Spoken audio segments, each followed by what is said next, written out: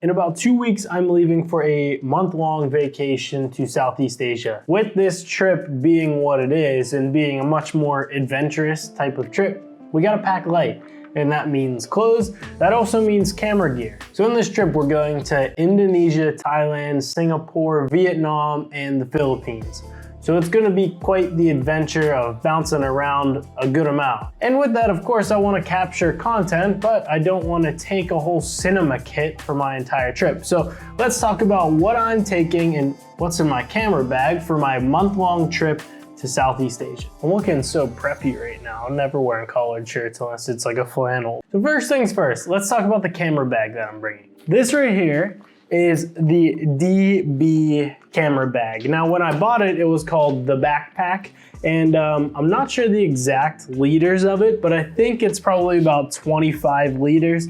And we got the camera portion down here, a little bit of availability over here, got a laptop sleeve, of course, some more storage for memory cards, batteries, or whatever. But for the most part, this is a small bag, especially for traveling for a month and trying to make the footage look good. So this is what we're packing into. So think about it. We can't fit a whole lot. I'm really not sure if this camera bag's still available. I'm sure they have something similar, but go on the DB website if you're interested, and it's probably the smaller one.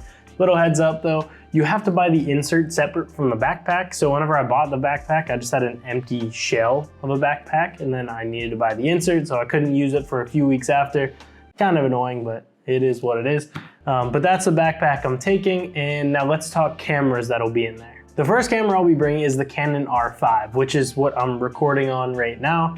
The Canon R5 will be my main driver for photo and video. Obviously, you get the professional quality, and for video, I'll probably be filming mostly in 4K 24, the HQ mode. So the camera's pretty much filming in 8K and then down resing to 4K, and then 24 will just make it all look cinematic, and I'll make it look just have that film-esque kind of style. I love the motion blur, so since this content's all for me, I can film it however I want. So 4K 24 most likely, and then photos as well. When it comes to photos though, this is actually probably gonna be where I get most of the photos. I've talked about this camera a million times.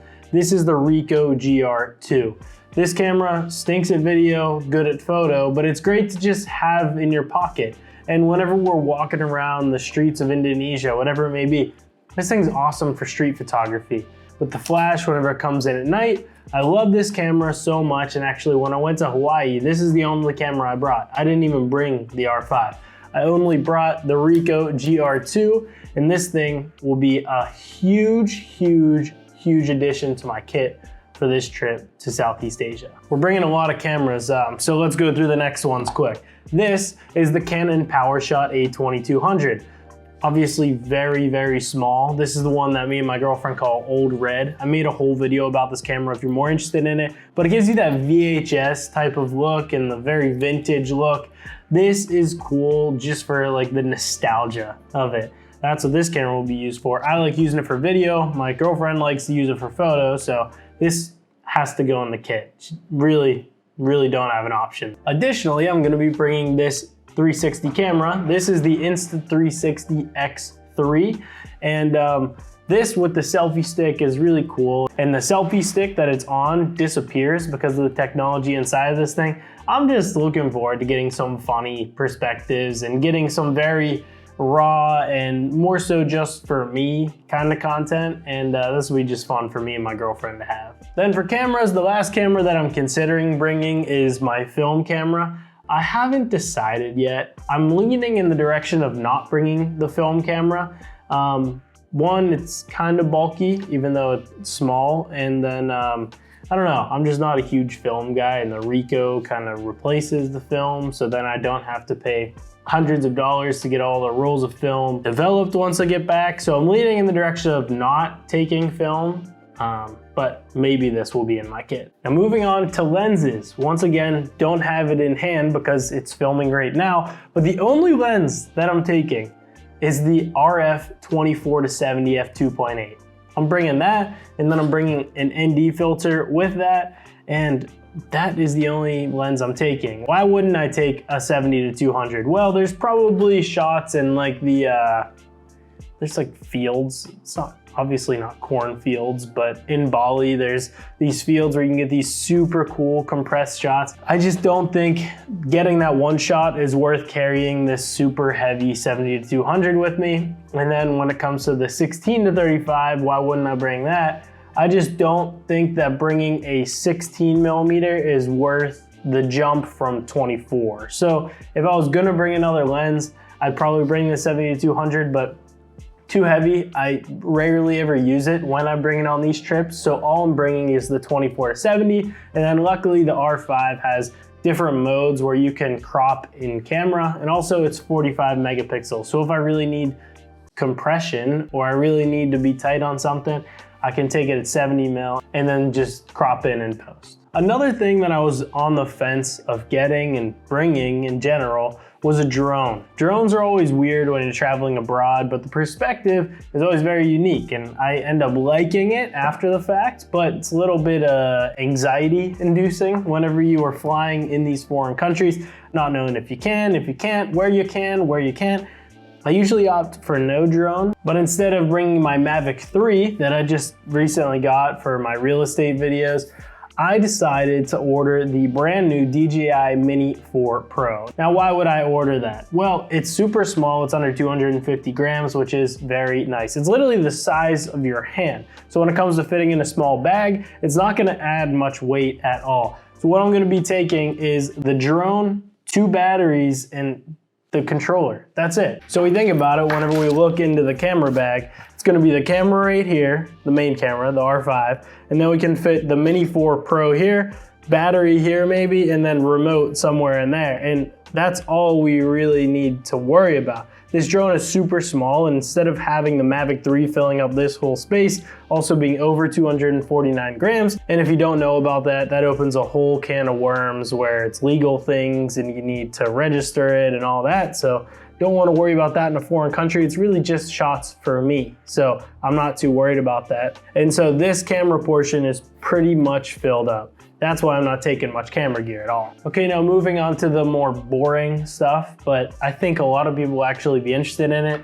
I'm gonna be bringing a shotgun mic, and this is obviously for audio with the Canon R5 if I want to vlog, if I wanna really do anything there. When it comes to audio as well, I'm considering bringing these Rode Wireless Pros. Why would I bring these? Well, I'm thinking of doing voiceover type of content for short form day by day, and these will hold up to the standard that I want to.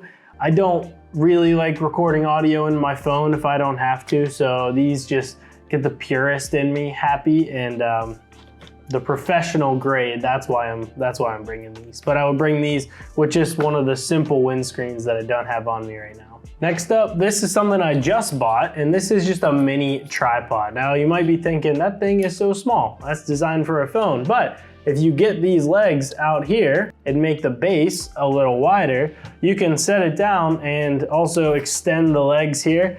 And I could comfortably put my Canon R5 on here. So I really like the fact that I'm gonna have a tripod on me that's not gonna take up the entire bag. I'll keep it in that top part, and it's really lightweight as well.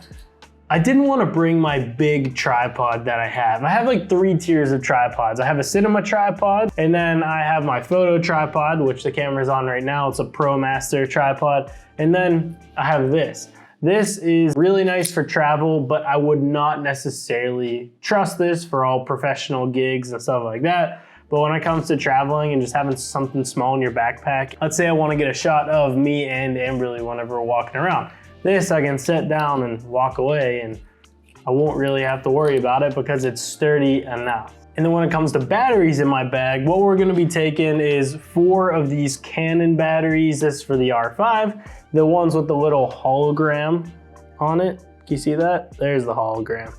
That just the best Canon batteries that they have. So one's in the camera, I got 3 more in hand right here. I'll be taking 3 total Ricoh GR2 batteries, and then 1 Canon PowerShot battery, 2 total drone batteries, and then this right here is my portable charger. This can actually charge my laptop, which is really nice, but I don't know if I'll use it for my laptop all that often on this trip. I'm actually gonna end up using it more so for our phones, because There's actually this one place that we might be staying at in the Philippines where they only have power for like 5 hours a day.